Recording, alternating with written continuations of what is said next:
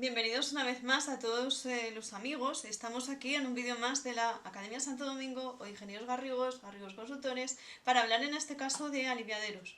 Vamos a explicar qué es un aliviadero, para qué sirve y cuáles son sus usos. Los aliviaderos, como ya hemos hablado en diferentes vídeos de ingeniería, forman parte de las presas. De hecho, se definen como un dispositivo de seguridad, que pueden ser pues, los aliviaderos y los desagües, y luego también un dispositivo de aprovechamiento pues, a través de las tomas de una presa. ¿Cuál es la función, en este caso, de los aliviaderos? Bueno, las funciones de los aliviaderos deben, en este caso, pues sería desaguar las aportaciones cuando éstas sobrepasan la capacidad del embalse, y de esta manera evitamos el desborde de la presa, bien por coronación, que esto es importante, sobre todo cuando tenemos una presa de materiales sueltos, porque se disgregaría o se rompería, ¿de acuerdo?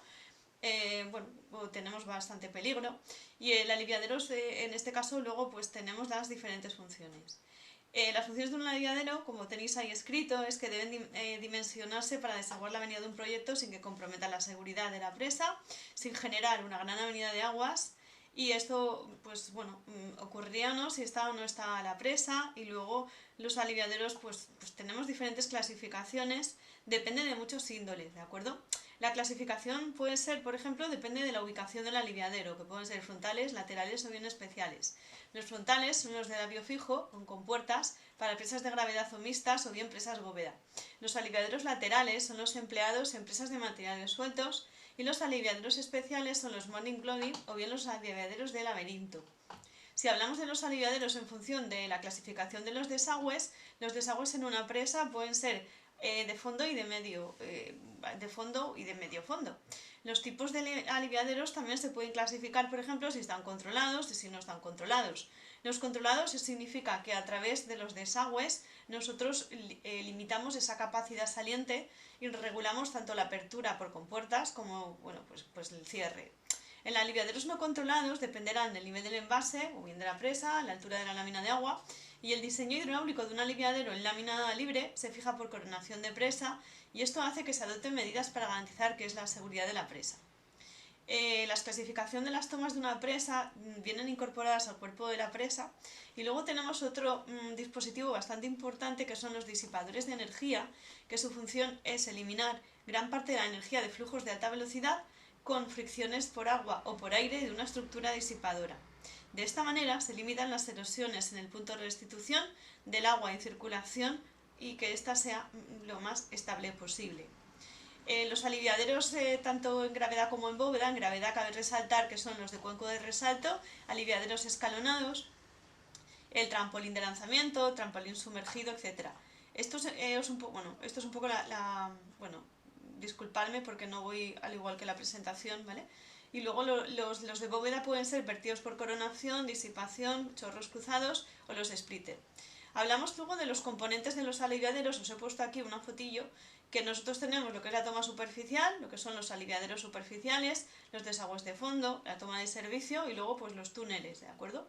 Las partes de un aliviadero, pues hablaríamos aquí también de, por ejemplo, los canales de entrada del aliviadero, que están formando de forma gradual hasta la estructura de control de la presa, la estructura de control que lo que hace es regular el labio libre del vertedero, en este caso aliviadero, con una u otra estructura, y luego dentro de la conducción del canal, el canal de entrada, de salida, la tubería forzada, lo que es la cámara de carga, y aquí nos habla de la pendiente que tiene que reducirse en volumen para formar el resalto hidráulico y que ésta sea suficientemente pronunciada. Hablaríamos también de cuáles son las estructuras de disipación de la energía, como un cuenco, un estanque, un nivel de agua, y luego el canal de salida, que es el flujo que luego nos volvería en la presa al nivel normal de salida. En el CEDEX hablamos de ensayos de aliviaderos escalonados, dependiendo si es una presa bóveda o depende del trampolín de lanzamiento, etc. Luego hablaríamos también de los modelos reducidos de los trampolines sumergidos, dependiendo también del tipo de presa y la capacidad de esta. Y luego cabe resaltar también pues, las partes, en este caso, de la clasificación en este caso del aliviadero, dependiendo también pues, de miles de cosas, ¿no? La turbinación, laminación, los aliviaderos en este caso laterales se suelen utilizar en presas de materiales sueltos por el tema de de la peligrosidad que por coronación haya una sobrevertido. En los aliviaderos especiales hemos dicho también, sobre todo los Morning Glory que tenemos aquí en la zona de Murcia y Alicante, pues tienden, en la presa de Taivilla tenemos uno, pues tienden a saturarse. Las tomas, además, la torre de tomas, cómo se hace, el fondo, el diámetro, la sección, etcétera, ¿no? Entonces, luego tenemos también, y muy importante, cuál es la cota, el número de vanos de este aliviadero, dependían también del ancho, de las compuertas, si son, bueno, los vanos pueden ser cuadrados o circulares, etcétera. Las ventajas en este caso de las compuertas, por ejemplo, de los aliviaderos de labio fijo, las ventajas ante las avenidas de desaguar, son más económicos, aunque tienen más peligro ante las avenidas y más incertidumbre por los años de avenida. El régimen de explotación de un aliviadero, hablaríamos también de la composición entre aliviadero de labio fijo y aliviadero de compuerta, el perfil del aliviadero con el umbral para que éste pueda derivarse, hablaríamos del perfil de Greger, y luego la forma del vertedero, que puede ser inferior o exterior, con las paredes que existen delgadas o más o menos gruesas. Hablaríamos también de Greger, sobre todo con los datos de Balsim, con las gráficas que tenemos para el diseño y luego con la parábola que se forma a la vez que vamos iterando. El perfil de West, la Water Experimental Station, también es importante a lo largo de las funciones de la presente de las aguas arriba de un vertedero. Y luego ya pues pasaríamos a ver el UC Burning Reclaim Mission, que también tiene pues unas gráficas bastante interesantes, la UC Army de Estados Unidos también. En la capacidad de desagüe, el vertedero, vamos a hablar del coeficiente de descarga y la ecuación de descarga. Para poder calcular el coeficiente C, que en algunos casos la pared de descarga puede ser más alta, más gruesa, más delgada, etcétera, sobre todo el grosor, en caso de aliviaderos, para ver el tipo de cresta que se utiliza y la longitud útil que tenemos que poner dependiendo de las pilas, como ya me he anticipado, y o los estribos sean rectangulares o redondeados. Esto tenemos el coeficiente C con unas tablas que lo calcula directamente y luego hay diferentes formulaciones para hacerlo. Y un poco esto, ¿no? Es lo que quería explicar de cara a aliviaderos, pues bueno, de cara al examen que tenéis muchos y de cara un poco a investigar los aliviaderos, qué son aliviaderos, la clasificación. Aquí os he puesto algunos, como puede ser de servicio para descargas, también deben ser resistentes a la erosionabilidad, a la abrasión, ¿no? El tema también de los sedimentos, de los embalses, que no nos olvidemos que, pues que quedan ahí arraigados a lo largo del tiempo, con lo cual pues la mitad de lo que de la altura que tenemos de la presa o bien del canal, pues se queda sucia, ¿vale? Aliviaderos de compuerta también pues podemos poner una válvula mariposa, una válvula compuerta, etcétera, con las distancias de cierre entre ellas. Luego, esos otros parámetros que tenemos que ver en cuenta como ingenieros a la hora de diseñar cualquier tipo de presa, ¿vale?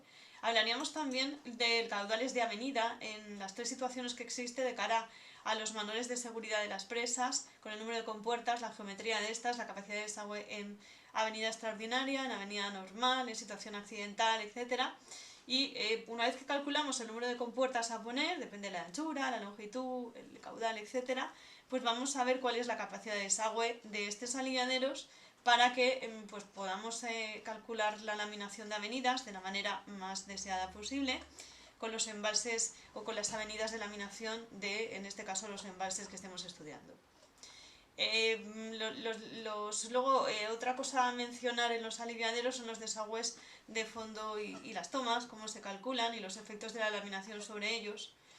Y también la ola de avenida y cómo se puede atenuar, ¿no? Y depende de las curvas características de los embalses, cómo vamos a utilizar estos a la hora del cálculo de la laminación, con la evolución de la cota del agua, el fenómeno del instante del embalse y los métodos iterativos a utilizar.